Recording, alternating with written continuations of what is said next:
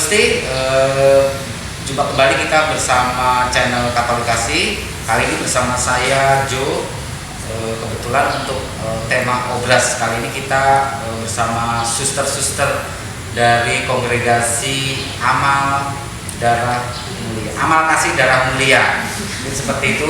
Mohon maaf agak-agak soalnya banyak yang belum familiar ya suster ya. Dan ini juga istilahnya itu cara kita untuk mengenalkan beberapa kongregasi dari beberapa romo dan suster seperti itu.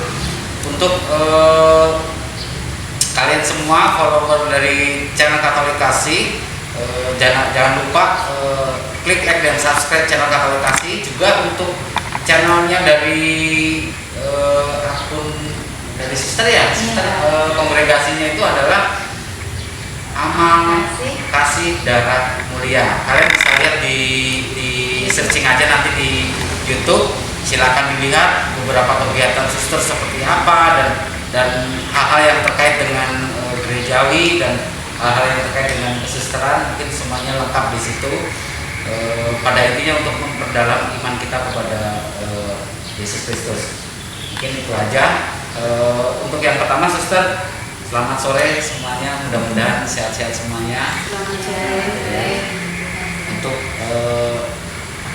mungkin dari perwakilan dari suster mungkin bisa memperkenalkan apa sih kongregasi Amal Kasih Darah Mulia itu apa? Silakan dari suster. Boleh dilepas saja suster, kayaknya lebih enak dilepas biar kelihatan kecantikannya suster. Kalau kemarin motornya kan gantengnya, kalau sekarang cantiknya suster. Ya, selamat sore Bapak Ibu semua. Terima kasih Mas. Untuk kongregasi kami, kongregasi Amal Kasih Darah Mulia, itu berdirinya tahun 1862.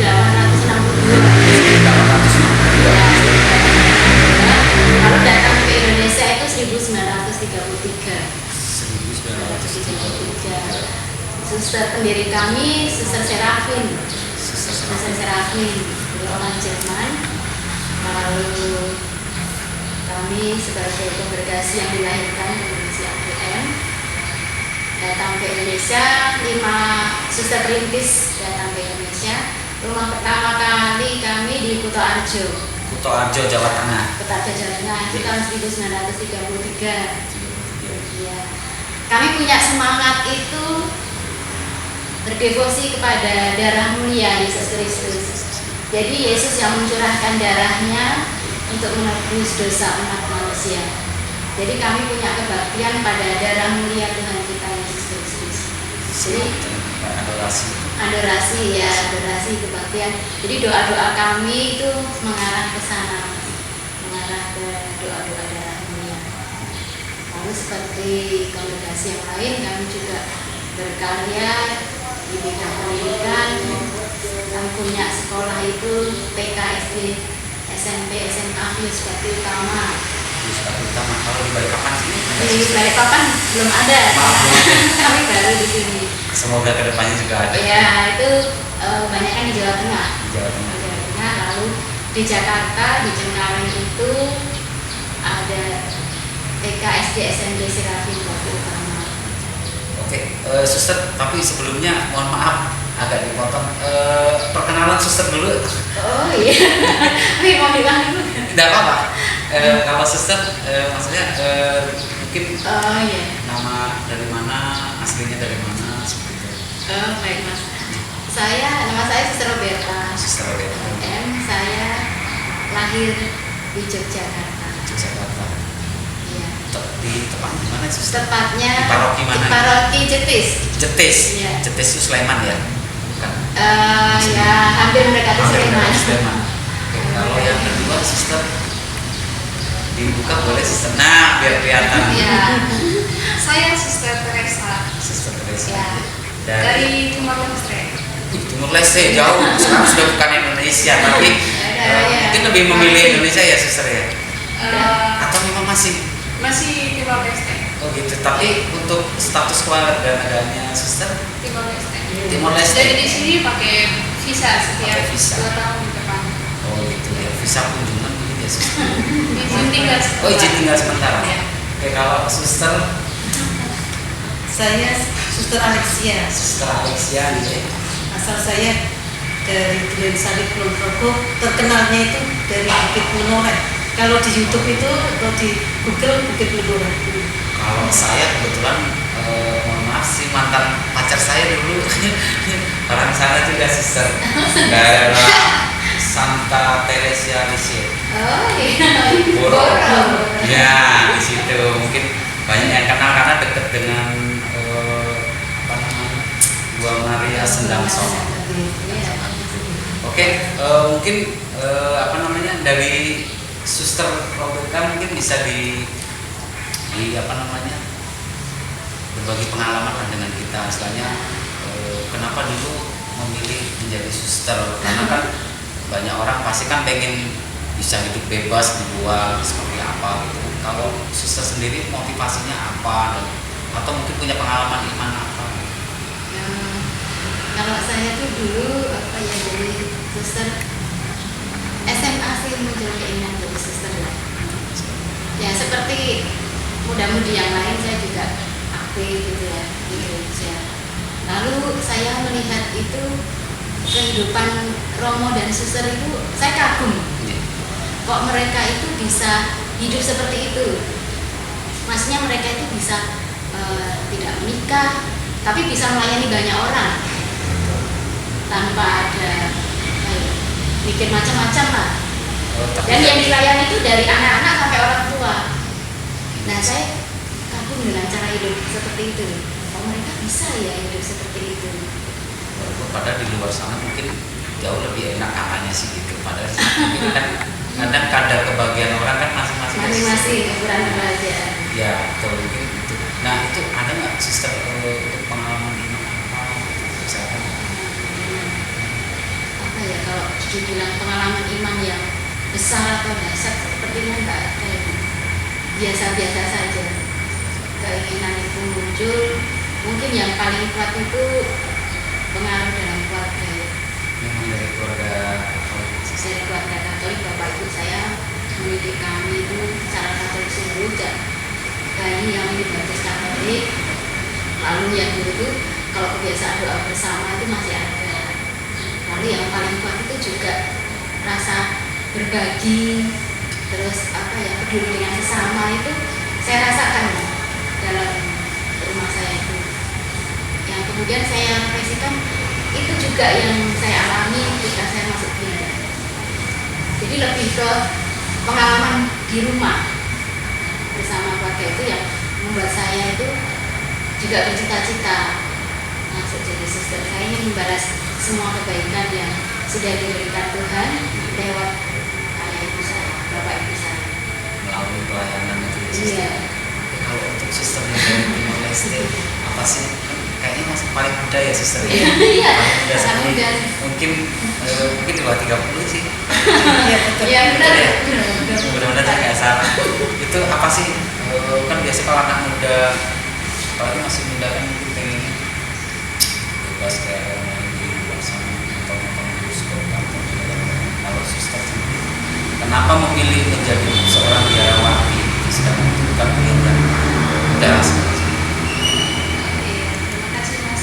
Jadi saya mau memilih jadi biarawati, ya saya juga menyadari bahwa itu adalah panggilan yang Tuhan berikan kepada saya lewat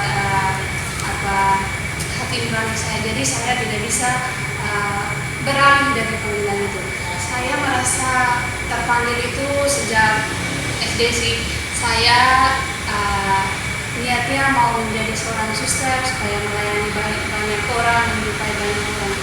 Sebenarnya setelah saya pikir-pikir, saya juga ada juga pikiran mau jadi seperti orang-orang muda yang sekarang ini bebas di luar sana, yang bisa buat ini dan itu. Tetapi ketika saya mencoba untuk masuk lebih dalam atau hening di hadapan Tuhan, saya rasa saya menemukan suatu panggilan lain yang lebih istimewa, bahwa itu adalah panggilan yang saya jalani sekarang ini.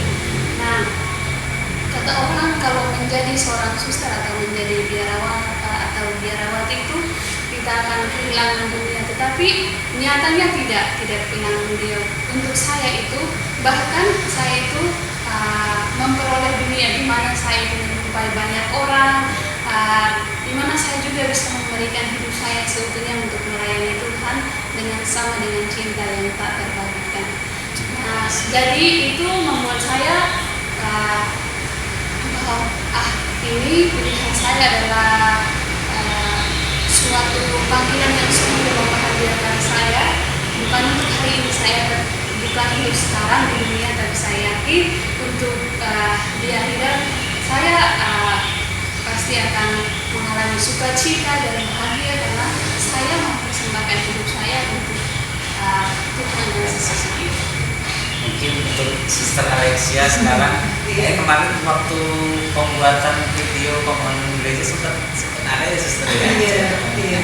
Kalau untuk Sister Alexia, kira-kira apa sih yang memotivasi Sister untuk menjadi seorang biarawan aktif? Saya sudah 33 tahun di biara, jadi suster senior. Iya. Menurut saya, setelah saya refleksikan, saya ini berkembang motivasinya. Waktu saya kecil ini karena saya tidak ingin masuk neraka waktu itu. Iya,